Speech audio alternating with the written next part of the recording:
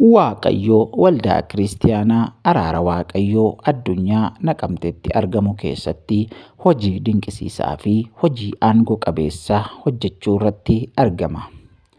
Egaan akkuma hundi keessan beektan waldaa sana keessatti namni tajaajilu Raajii Masarat Taayyee nama dhugumaan Waaqayyo dibata dhugaa irra kaa'ee fi nama abboomamuun gad of qabuun hafuura qulqulluudhaan geggeeffamuun tajaajiludha. Dhugumaan wanta nama dhibu waldaa sana keessatti hamma amanuun namatti ulfaatutti Waaqayyo namoota garaagaraa dhibee garaagaraa irraa utuu inni fayyisuu argaa oolla. Kun immoo sababni biraan hin jiru. Akkuma isinuu beektan Raajiin Masarat Taayyee nama gad of deebisee Waaqayyo duratti kadhannaadhaan baay'ee fuula Waaqayyoo turuu fi nama guddummaa Waaqayyotti amanu nama amantiiti. Egaan yeroo baay'ee yeroo inni tajaajilu wanti mana yaalaatii fi hospitaala garaagaraatti dadhabame waldaa sana keessatti hiikamsi garaagaraa osoo ta'uu argaa oolla. Inni kun immoo dhoksaansaa wanta biraa osoo hin taane namni kun baay'ee nama Waaqayyoon kadhatuu fi nama gadi jedhee fuula Waaqayyoo turudha. Egaan sababa kanaaf waldaa sana keessatti dhugumaan hidhaan namootaa baay'ee ni hiikama. Namoonni baay'een gaddaa dhaqanii yeroo isaan kolfaa ba'an ni argina. Naafa baay'ee namni caccabee balaa garaagaraatiin miidhame yeroo inni achi dhaqee utaalaa Waaqayyoon galateeffatu ni argina. Namni gurrisaa hin dhageenye baay'een achi dhaqee kadhatamee fi yeroo gurrisaa banamee namni dhaga'u baay'ee argineerra.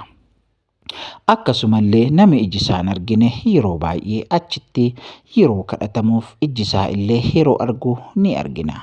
Kun egaa wanta addaa osoo hin taane dhugumaan namni kun nama Waaqayyoon tajaajilu, nama dhugumaan Waaqayyoon kadhatuu fi nama guddummaa Waaqayyoo fi olaantummaa Kiristoos Yesuusitti amanu waan ta'eef fuula isaa dura turee nama kadhatu waan ta'eef Yesuus Kiristoos immoo hidhaa kun hojii isaati.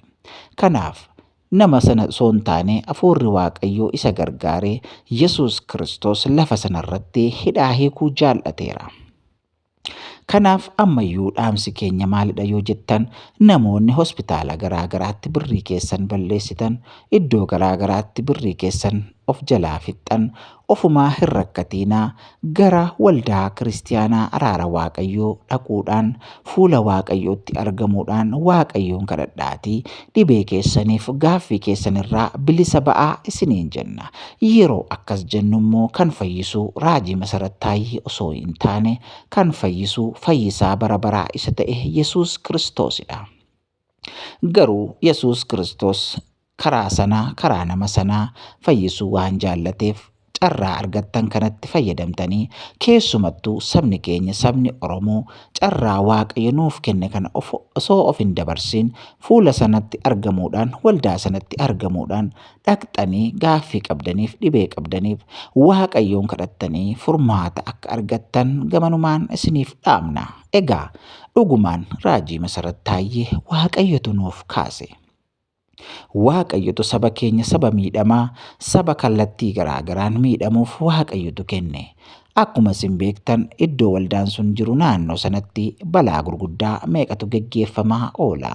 Waaqayyo garuu dhugumaan nama kana saba keenyaaf dibee kaaseera. Saba keenyaaf akka inni gargaaru akka inni kadhatuuf dhugaadhumaan Waaqayyotu kennaa godhee nuuf kenne.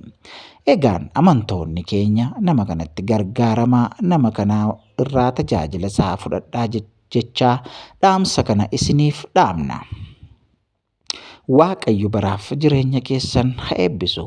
Dhaqaa fayyaa gaaffii qabdanirraa dhibee qabdanirraa fayyaan dhaamsa keenya. Dhugaan isinitti hima namni kun nama Waaqayyooti. Nama Waaqayyo eebbisee nuuf kennedha. Nama Waaqayyo dibata dhugaa irra kaa'edha. Akkasuma immoo namni kun akkuma hundi keessanuu beektan nama of hin qabnee fi nama of hin mul'isne akkasumallee tajaajila isaan ala nama magaalaa keessatti illee hin argamne nama olii gadillee hin adeemnedha.